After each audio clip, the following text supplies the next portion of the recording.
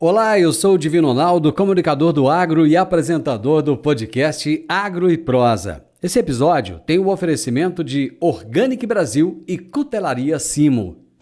Organic Brasil, inovação e tecnologia para o futuro da agricultura, atendendo tanto pequenos quanto grandes agricultores com nossos fertilizantes de alta qualidade. Utilizamos tecnologia avançada para tratar e enriquecer a matéria orgânica por meio de processos industriais exclusivos. Nossos fertilizantes organominerais aumentam a capacidade de retenção da água do solo, tornam as plantas mais resistentes a estresses climáticos, resultados comprovados para maiores lucros. Organic Brasil, cultivando inovação, colhendo resultados. Agro e Prosa, apresentação Divino Ronaldo. Hoje, dia 6 de janeiro, dia dos Santos Reis, uma data icônica. Vamos começar a nossa entrevista de hoje? Eu vou conversar com o Luiz Rangel, engenheiro agrônomo, membro do Conselho Científico Agro Sustentável, CCAS, ex-secretário de Defesa Agropecuária e ex-coordenador geral de agrotóxicos e afins do Ministério da Agricultura e Pecuária. E o tema da nossa entrevista será Impactos do Acordo União Europeia-Mercosul no agronegócio brasileiro. Luiz Rangel, seja muito bem-vindo, tudo bem? Tudo ótimo, Divino. Que prazer falar com vocês aqui. Muito obrigado por estar conosco. Já começando esse ano, já em ritmo de muito trabalho, né? O agronegócio não para, né, Luiz? Não para e não pode parar, né? Afinal de contas, somos o motor da economia, né? Nós temos que continuar trabalhando, independente de festas e tal, a gente tem que ir em frente. Dia desse eu entrevistei alguém aqui, aí eu falei, e aí, vai parar, tal, né, para as festas? Ela falou, não, a planta não para de crescer, então eu também não posso parar de trabalhar. É mais ou menos por aí.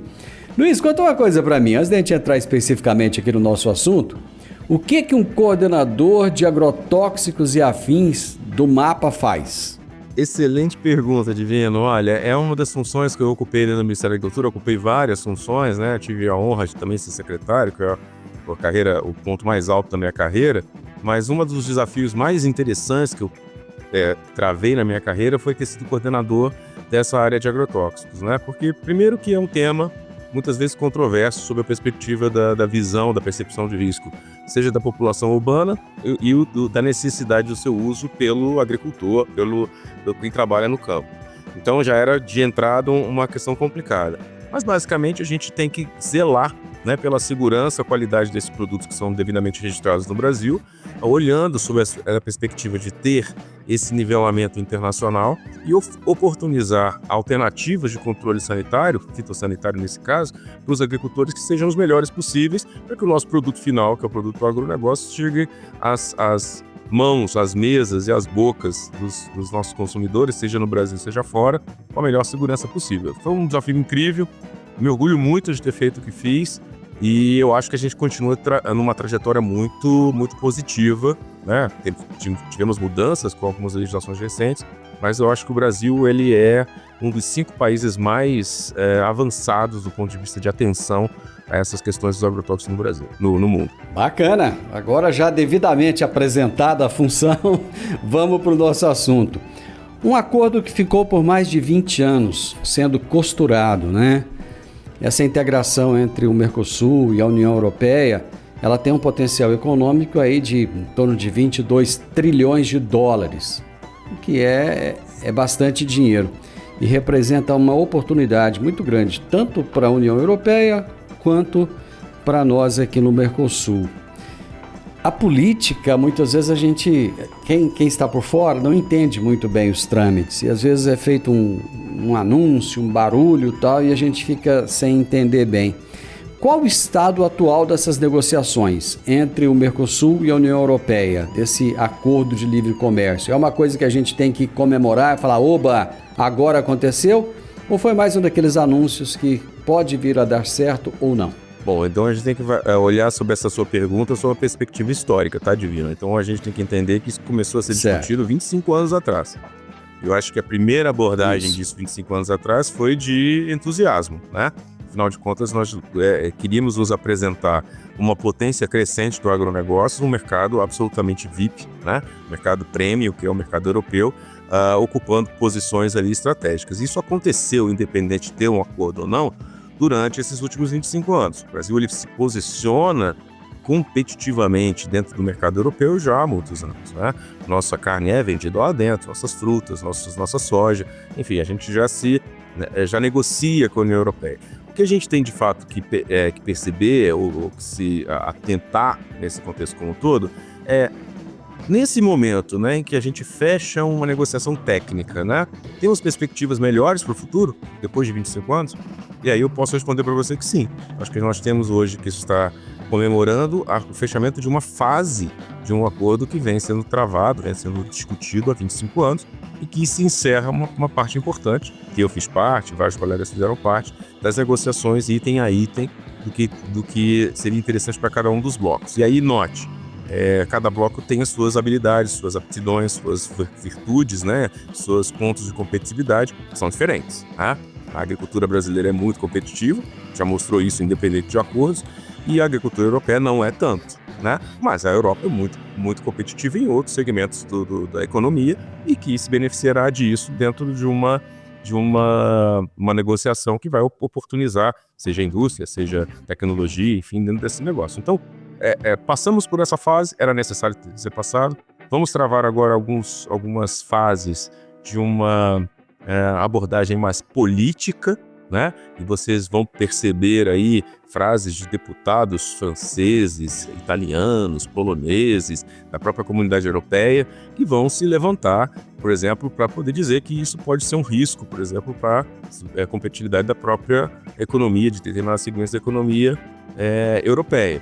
E vice-versa. Aqui no Brasil também vão acontecer setores que vão olhar para isso dizendo, e aí são vozes, Divino, políticas, porque do ponto de vista técnico isso foi absolutamente bem costurado, literado pelo Itamaraty e obviamente pela diplomacia dos outros países, e a nossa habilidade é essa, né? Fazer bons negócios, e o Brasil ele é reconhecido internacionalmente. Então, sim, respondendo a sua pergunta, eu acho que é uma fase de comemoração, de entusiasmo, porque vencemos uma barreira e agora temos que enfrentar essa que vem, que é política. Foi coincidência ou não o fato de logo depois da França começar a alfinetar o Brasil e o Trump ganhar nos Estados Unidos, o acordo sair do papel?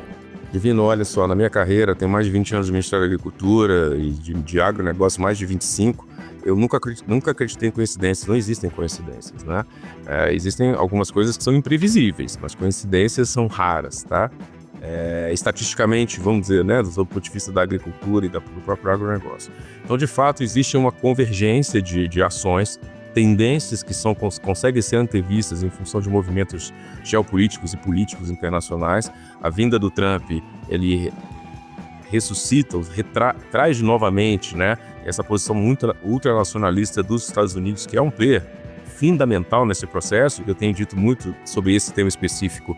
É um parceiro preferencial da Europa, né, muitas vezes nessa questão de comercialização, e que, obviamente, essa tendência, esses sinais que são dados de um lado e de outro, eles não são uma coincidência. Eles são, obviamente, reações, né, a caminhos, a trajetórias que são feitas. Também não há coincidência dizer que por que demorou tanto tempo para esse acordo chegar no ponto que chegou. Também não é uma coincidência. Ele é um acordo que precisa de maturação, de calma para ser materializado, de acomodação das expectativas dentro da própria economia, né? Uma preparação, então essas coisas não acontecem do dia para a noite. E tudo isso, né, sob essa perspectiva, por exemplo, dos cenários internacionais, aconteceu num momento bem curioso, né, em que o G20 estava sendo presidido pelo Brasil, em que os presidentes todos estavam aqui, e foi naquele período, entre novembro e dezembro, né, que tudo isso aflora. Então, de fato, a economia ela tem desses sinais, ela precisa desses sinais para que se posicione, né, no momento certo. Então, as falas que aconteceram muito especificamente, tanto dos Estados Unidos, quanto dos parlamentares europeus, quanto do próprio presidente Lula, eles vieram dentro desse contexto, né? Eu chamo de movimento de cunha, né? Aquele momento em que a gente vai, de fato, passar para a próxima fase, enfrentando os desafios que têm que ser enfrentados. Eu acho que, do ponto de vista político, não serão fáceis, mas será um cenário interessante. Eu acho que o desafio vai estar para a nossa diplomacia. Ela é muito boa e agora vai ter que se provar melhor ainda. Eu vou para o intervalo comercial e rapidinho nós estamos de volta. Eu sempre gostei de canivete, desde os tempos em que eu fazia o curso de técnico agrícola, lá na Escola Agrotécnica Federal, que eu usava canivete. e agora eu tenho o privilégio de ter o meu canivete personalizado. Inclusive, tem um em formato de soja. É isso mesmo, é o canivete da Simo. Você gosta de canivete? Eu acho que vale a pena então você conhecer. Pra pescar, montar ou acampar, com canivete Simo você pode confiar. Lâmina de aço afiada e segura, com bainha de couro é qualidade pura. Canivete Simo pra você escolher, perfeito em todo lugar que você quiser ter. Canivete Simo pra você escolher, perfeito em todo lugar que você quiser ter. Canivete Simo, tecnologia a fio, perfeito em todo lugar. Estou entrevistando hoje Luiz Rangel, que teve uma grande atuação ao longo de muitos anos no Ministério da Agricultura, e ele está conversando conosco a respeito do acordo União Europeia-Mercosul.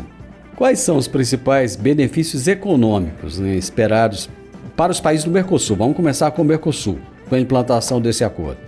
Bom, primeiramente a gente tem que entender que um acordo desse é um acordo que não é sanitário, tá? Eu acho que é muito importante deixar isso claro. Do ponto de vista sanitário, o Brasil já rompeu as barreiras, já conquistou os mercados, já provamos a nossa excelência, já atingimos um nível de excelência internacional, já abrimos os mercados cuja barreira legítima já estava devidamente imposta. Então isso é um orgulho para nós, temos que manter assim. Né? Conquistas, elas não são definitivas, elas podem cair, então chegar lá é muito importante, manter é mais importante ainda. Então essa é uma questão importante. O acordo, ele é um acordo tarifário, tá? É um acordo que envolve tarifas, né? Enfim, impostos que são colocados sobre produtos importados que também estão dentro do rol da Organização Mundial do Comércio como uma barreira legítima à preservação da competitividade. O que o Brasil ganha com isso é uma redução, né, desses impostos, dessas tarifas em determinadas cotas de produtos que nós somos muito bons de comercializar. Vou dar exemplos para vocês. Carne, principalmente bovina, mas não exclusivamente a bovina, carne suína, carne de aves, né? A Europa é um exímio consumidor, né, de carnes, por exemplo, de suínos. A gente tem um potencial de expandir isso muito, muito bom no Brasil. As nossas matrizes de outras commodities, né, como a própria soja, né, cujo mercado é um mercado diferente, por exemplo, do mercado chinês, mas é um mercado que pode explorar muito bem, inclusive, a soja chamada convencional, não transgênica, que o Brasil também consegue segregar. Então isso é uma questão interessante. E alguns desafios são um pouco mais complexos, tá? Por exemplo, o cacau, o óleo de palma, né, que são commodities que também nós concorremos com outros países do mundo, eles vão ter um certo nível de dificuldade um pouco maior, né, porque a cadeia tem um nível de complexidade maior e tem que comprovar, viu, Divino, uma rastreabilidade plena, né, principalmente para poder atender às mais exigentes regras internacionais que a Europa está colocando, principalmente com relação ao meio ambiente.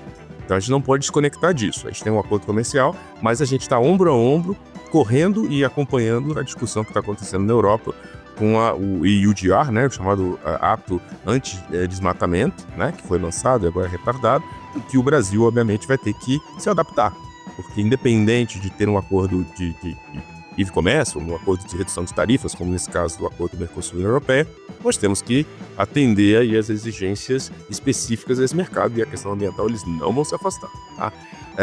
A boa notícia café, por exemplo, que é uma grande commodity exportada para lá, ele já é considerado pelos especialistas como aquela commodity que já atende quase que a totalidade dessas exigências, então teria pouca dificuldade para aproveitar esses espaços que estão sendo dados pelo acordo. Bom, nós temos produtos europeus que entram aqui no Brasil também, não só do Brasil, mas nos países aqui da América do Sul, né? Quais setores industriais europeus devem ser os mais beneficiados com essa abertura de mercado sul-americano? Boa pergunta. Na verdade, a volta, né, dos produtos, principalmente europeus, eles vão estar focados em produtos de tecnologia, né? A Europa, ela foca muito nessa questão de desenvolvimento de tecnologia, então, na lógica do acordo, as chamadas compras públicas, né, apesar de algumas salvaguardas de preferência nacionais, para poder manter algumas tecnologias, por exemplo, de vacinas, etc., elas vão continuar acontecendo aqui dentro do Brasil. Mas a gente vai poder, por exemplo, outros produtos industrializados de alta tecnologia, né, com embarcados de tecnologias mais sofisticadas, certamente serão importados dali da União Europeia. Então, são cenários, né, que o Brasil tem que estar atento, né, para poder manter uma indústria crescente e competitiva, mas tem que concorrer com uma indústria que já chegou num nível de excelência muito grande. Diferentemente, por exemplo, da questão das commodities agrícolas, em que a gente, de fato, é imbatível no resto do mundo. Deixa eu puxar a coisa um pouquinho para o agronegócio. Às vezes, quando aconteceu aquele caso do Carrefour, no final do ano passado, eu vi que muita gente ficou chateado, né? Vamos começar a boicotar os franceses, vamos parar de comprar, vamos parar de tomar champanhe, vamos parar de comer não sei o quê. Ficou aquela briga toda.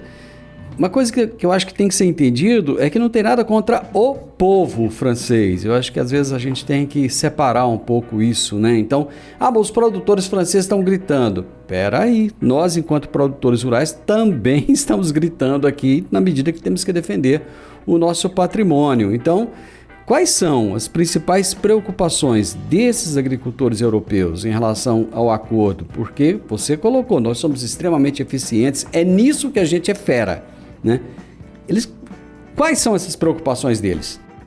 Olha, a preocupação é legítima para qualquer lado. Eu costumo dizer, Divino, que um acordo é bom quando ele é bom para os dois lados, né? Então, assim, não existe acordo bom quando é de um lado só, ele acaba sendo draconiano, né? E a gente tem que estar sempre preocupado com isso, principalmente quando a gente está tratando de quem nos colonizou, né? Então, assim, nós estamos num outro momento, mas, obviamente, essa perspectiva deles, né, sobre a ascensão, inclusive, de comércio com as ex-colônias, isso acaba estando no inconsciente coletivo da Europa. Claro, é outro mundo, nós já passamos por um processo lá de desmame disso desde há mais de 200 anos, mas de fato ainda acaba acontecendo dentro desse inconsciente da Europa. E note o seguinte, vamos falar de agronegócio, né?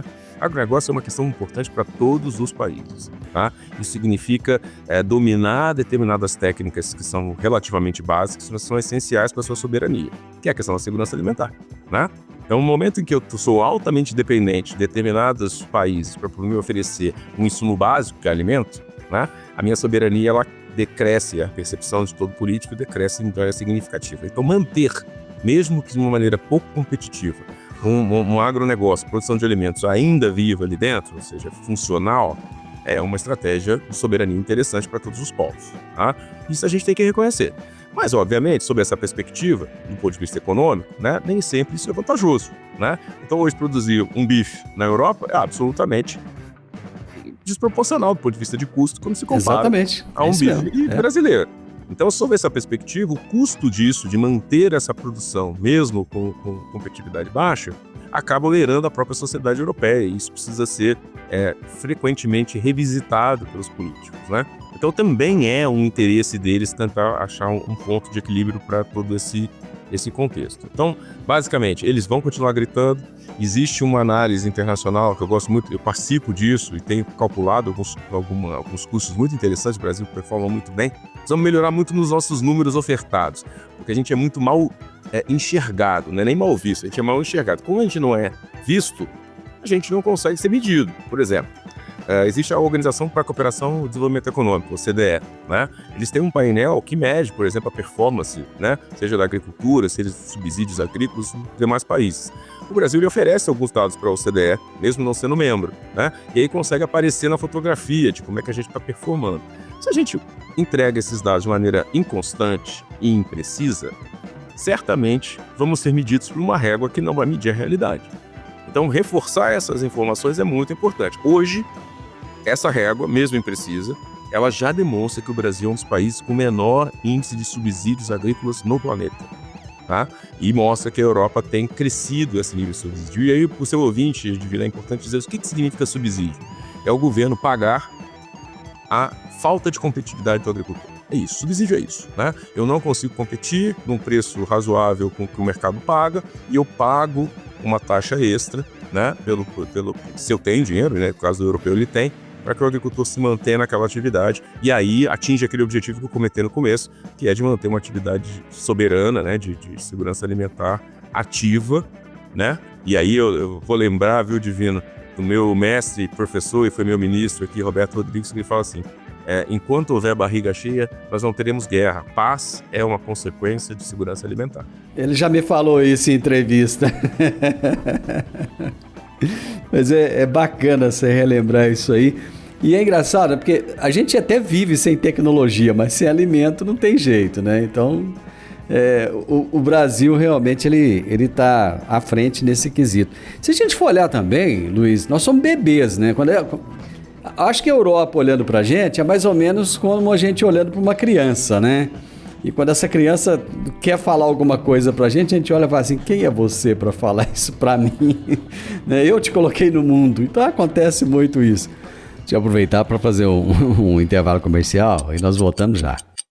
Eu vou fazer um intervalo estratégico nessa entrevista para te contar que a Cutelaria Simo tem facas, canivetes, machadinhas, uma série de produtos e te entrega em todos os lugares do Brasil. Você gosta de faca? Gosta de canivete? Gosta de produtos para acampar? Então procure Cutelaria Simo. Simo se escreve com C. Pra pescar, montar ou acampar, com canivete Simo você pode confiar. Lâmina de aço afiada e segura, com bainha de couro é qualidade pura. Canivete Simo pra você escolher, perfeito em todo lugar que você quiser ter. Canivete Simo pra você escolher, perfeito em todo lugar que você quiser ter. Canivete Simo, tecnologia a fio, perfeito em todo lugar. Foram 25 anos para que o acordo entre União Europeia e Mercosul se tornasse uma realidade. E o Luiz Rangel participou durante muitos anos da construção desse acordo. Ele está conversando conosco e dizendo quais são os impactos desse acordo para o agronegócio brasileiro. Nós temos agora que comemorar esse acordo, né? Com a União Europeia, que bacana, temos um parceiro forte, rico. Porém, nós temos um parceiro muito forte, que é a China, e um outro parceiro muito forte, que é os Estados Unidos. Como ficar bem com a China e com os Estados Unidos e com a Europa ao mesmo tempo? É muito difícil. O mercado internacional ele é muito competitivo e ele é muito ciumento. Eu acho que tem uma questão, eu estou usando esse termo para ser muito coloquial com os seus ouvintes, tá, Divino? Porque assim... Legal, gostei. Ele é assim, eu tenho uma preferência com você, mas eu preciso oportunizar o mercado e a gente está sempre olhando o que eu posso ser um pouco mais competitivo, mais concorrente com um com o outro, né?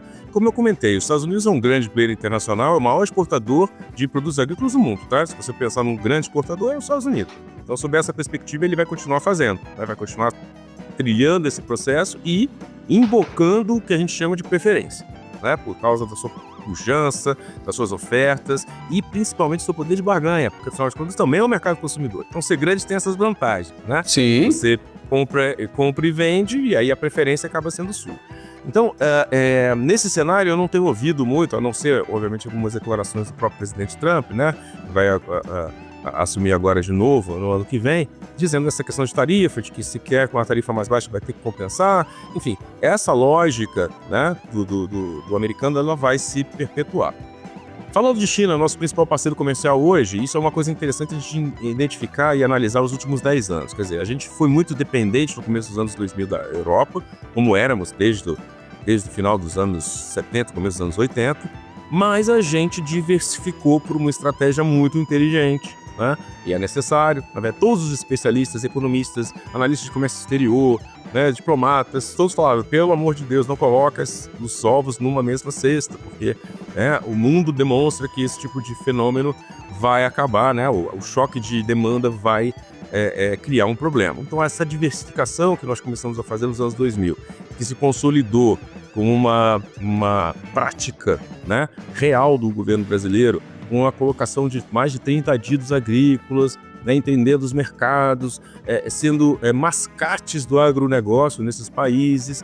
E aí eu queria fazer uma defesa, eu tenho vários amigos muito próximos meus que são adidos agrícolas no mundo, são pessoas absolutamente dedicadas e eles não estão ali só para representar os interesses governamentais, ou seja, do Estado, eles são mascates de fato. Eles estão ali para ser um radar dos interesses de quem faz negócio é o setor privado, para poder tentar oportunizar essas trocas comerciais com esses países. E tem dado super certo, tá? Então, quem diz que o adido agrícola ou não trabalha ou não é um bom negócio, não entende do assunto, tá? Então, de fato, a gente está nisso. E aí, voltando a falar de China, quer dizer, a gente conquistou um mercado chinês, porque era um mercado absolutamente ascendente, ainda com visões de ascendência para o futuro. Ele vai continuar sendo o nosso mercado VIP preferencial por 2 motivos. Compra muito bem commodity, e aí paga pelo preço de mercado nas bolsas internacionais, mas ele vem crescendo, Divino, no número de população com o poder aquisitivo mais alto. Ele é o país do mundo que mais cresce em números milionários. Exatamente. E aí, quando você olha sobre essa perspectiva, né, a agregação de valor em determinados produtos nossos aqui também pode ser oportunizado para o mercado chinês, né? Porque também crescerão não só em commodities, mas em produtos especializados. Isso está acontecendo. Então, a gente exporta fruta? Sim, mas e o suco de fruta? A gente exporta carne? Carne sim, mas a gente pode exportar também a mesma carne da Cota Hilton, da Europa, também para o público chinês. E o chinês já disse isso, viu? Não achem que eu sou um consumidor de segunda linha, não. Eu sou um consumidor de todas as linhas. Eu tenho aqui desde o básico até o mais sofisticado. Então, respondendo de novo a sua pergunta, o mundo ele é um mercado, é um balcão de negócios, né? Se você conseguir jogar esse jogo de maneira efetiva, você se posiciona bem. E o nosso ouro branco, né, é a soja, que a gente está colocando isso, a soja como abertura, mas a partir da soja já vem com tudo, né? Você consegue posicionar inicialmente a soja por ser uma commodity, mas você está vendendo papel e celulose, né? Com uma coisa que pouco se diz. E no estado de Goiás, por exemplo, isso é uma coisa que está crescendo. E aí, Divino, eu vou falar um negócio para você que eu estou trabalhando muito fortemente. A gente está vendendo sustentabilidade. É legal. A gente está embarcando na nossa atividade porque a gente aceitou o desafio, né, do europeu de dizer o seguinte: não aceito qualquer tipo de produto. Para produzir e vender para a Europa tem que ter selo de sustentabilidade. Eu falei, eu topo. Eu topo porque eu tenho código florestal, eu topo porque eu faço reserva legal, eu topo porque eu tenho área de proteção permanente, eu topo porque eu tenho um excedente de reserva legal que eu posso monetizar, né? Inclusive embarcando esse preço prêmio dentro do meu produto e faturando no mercado de carbono, que é uma realidade que o Brasil agora está tentando explorar. Então, assim, estamos bem, o cenário é bom. Bom, nós estamos chegando ao final aqui. Sabe o que eu acho que precisa melhorar um pouco ainda no brasileiro, o Luiz? A informalidade. O brasileiro ele é informal demais. Assim, pelo menos eu vejo isso. Eu acho que comparado, por exemplo, com o argentino, com o uruguaio, eles são mais... Cara, eu acho que eles são mais sérios. A gente aqui leva tudo muito na brincadeira. A gente marca horário, não cumpre. Você falou dos dados aí. Se o Brasil passasse os dados regularmente, constantemente, quer dizer, a nossa fotografia lá fora seria mais bonita. Mas não, os caras mandam um dia e na outra semana não manda, porque, né, a internet caiu, porque choveu, porque não sei o quê. O brasileiro tem essa coisa, cara. Ele marca com você, ele não vai, depois você liga para ele e fala, cara, esqueci. Então, assim, ainda precisamos de mudar, eu acho, muito nesse quesito. A partir do momento que nós nos tornarmos mais sérios, eu acho que nesse caso, e olha, é achismo, hein? Eu acho que a Argentina e Uruguai, por exemplo, pode se dar muito melhor do que a gente nesse acordo em função de ter uma convicção maior daquilo que se quer. Divino, olha só, deixa eu te contar. A Argentina é um caso à parte, mas eu tenho certeza que o Uruguai vai faturar muito bem nesse acordo. Certeza absoluta. Que a Argentina ela tá passando por um processo de repaginamento, né? Reestruturação, né? Mas, de fato, eu acho assim, vamos falar de carne, né? Vamos falar de carne de soja, vamos falar dessas commodities que a gente mais tem uma integração. Eu acho assim, quem tem mais a ganhar dentro do Mercosul, no primeiro momento, para faturar essas cotas, vai ser o Uruguai. O Uruguai ele tem 40 milhões de cabeças de gado para 3 milhões de pessoas de população. Então ele vai aproveitar isso, é o produto dele de exportação, é um produto prêmio, é um produto de alto nível e ele já vai se posicionar ali. O Brasil ele vai se posicionar sim, porque apesar da gente não ter essa característica do Uruguai, nós temos hoje, apesar de ser heterogêneo, empresários que olham para esse cenário de maneira específica, então eles vão oportunizar isso em algum nível. E a Argentina vai precisar pedalar mais, né? Vai precisar se reestruturar, vai precisar se reinventar sob as perspectivas, inclusive domésticas, né? De taxação de exportações, etc., para poder aproveitar o melhor dos mundos, que é a exportação desse tipo de produto. Então, enquanto eles não se organizarem, e a gente já está, né? Essa aqui é uma vantagem do Brasil. Apesar da gente ter essas características que você colocou, a gente precisa ter um pouco mais de foco, um pouco mais de especialidade, um pouco mais de responsabilidade. Quer dizer, se o Luiz Rangel é o responsável por determinado dado, ele tem que entregar aquele dado, né? Então ele tem que institucionalizar aquele dado, ele não pode cair na internet. Isso mesmo.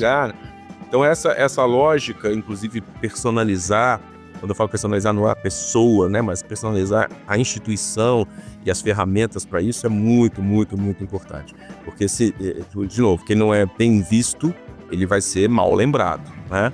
Então a gente vai precisar ter essa questão. Eu gosto de comentar, e eu passei né, da minha trajetória de Ministério da Agricultura com muitos ministros, né? Mas todos eles eram unânimes em falar assim, olha, nós somos uma potência agroambiental. Eu sempre concordei. Mas se a gente não mostrar que é pelos números reais, e eles forem aferidos e auditados, a gente é apenas discurso, né? Então a gente precisa de fato dizer, e eu acho que né? Trabalho para que seja, mas a gente precisa botar isso no papel. E aí eu tenho visto projetos muito legais, muito sérios, sabe, Divino? Muito legais acontecendo entre público e privado, né? A gente tem melhorado muito, tem saído daquela, graças a Deus, daquela síndrome de vira-lata e assumindo um determinado protagonismo que nos é de direito, né? Nesse mercado internacional. Tem uma frase, só para fechar aqui, que diz o seguinte: não basta ser a mulher de César, tem que agir como tal, né? Então, é o que o Brasil precisa. Meu amigo, foi nossa primeira conversa, começamos bem o ano de 2025. Vamos conversar mais ao longo desse ano, eu gostei demais da conta, viu? Obrigado. Divino, é sempre um prazer, cara. A gente trabalha com agronegócio, nós dois, né? Então, afinal das contas, bater um papo, principalmente com seus ouvintes, para poder dizer, né, fazer essa conexão entre quem está com a botina de fato no chão, fazendo a transformação, e fazer essa conexão com quem tem esse compromisso de fazer com que esse esforço todo, esse suor todo do campo, ele vire um bom produto para o Brasil. Nossa, para mim não tem preço, conte comigo sempre. Bacana, abraço para você. Feliz 2025.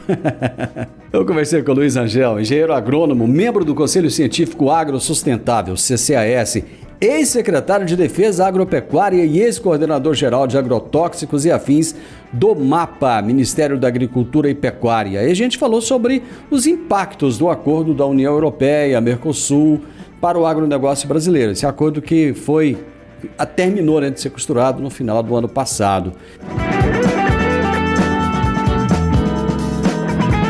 O podcast Agro e Prosa tem o objetivo de falar do agronegócio de forma fácil, simples e descomplicada. Diariamente conversamos com os maiores atores do agro e abordamos os mais diversos assuntos de interesse de produtores rurais, técnicos, pesquisadores, profissionais da área e simpatizantes do agronegócio. Se você gosta do nosso podcast, então você pode nos ajudar. É muito simples. Basta seguir-nos nas principais plataformas de streaming e também no YouTube. Se você deixar um gostei, compartilhar os episódios e deixar um comentário, já vai nos ajudar muito a dar relevância tanto ao podcast quanto ao canal. E o mais importante de tudo, nos siga para receber notificações de novos vídeos e episódios. Um grande abraço para você e até a nossa próxima prosa.